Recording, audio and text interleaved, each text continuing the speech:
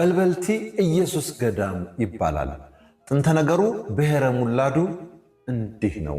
ቤተ ክርስቲያኑ በልበልቲ ከመባሉ በፊት ምዕራፈ ቅዱሳን ይባል ነበር።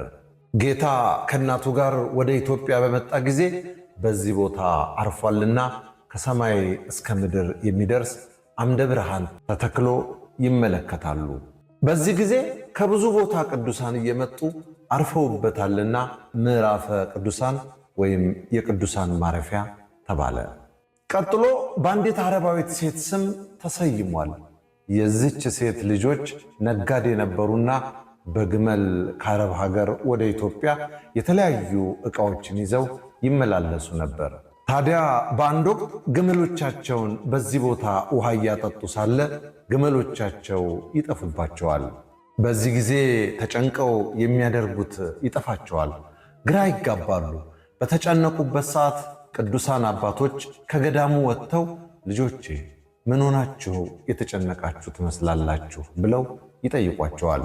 ታሪኩን አንድ ባንድ ይነግሯቸዋል። አባቶችም አይዟችሁ ብለው ከተሰወሩበት አምጥተው ያሳዩአቸዋል። በዚህ ጊዜ ተደንቀው አባታችንን አመስግነው ወደሚሄዱበት ቦታ ሊሄዱ ሲል አባቶችን እባካችሁ ዳግም ስንመጣ ምን ይዘንላችሁ እንምጣ ይሏቸዋል።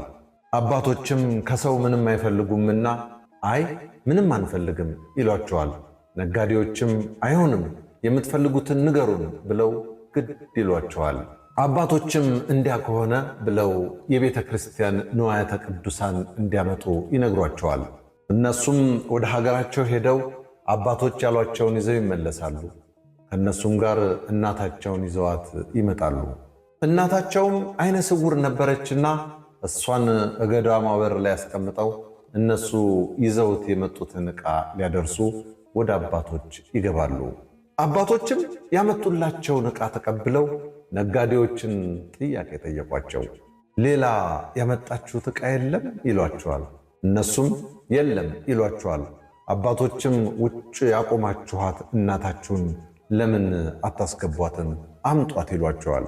እነሱም አምጥተው አባቶች ዘንድ ቢያቀርቧት አባቶች እፍ ቢሏት ዓይኗ ይበራል። በዚህ ጊዜ ነው እንግዲህ ቃል የገባቸው።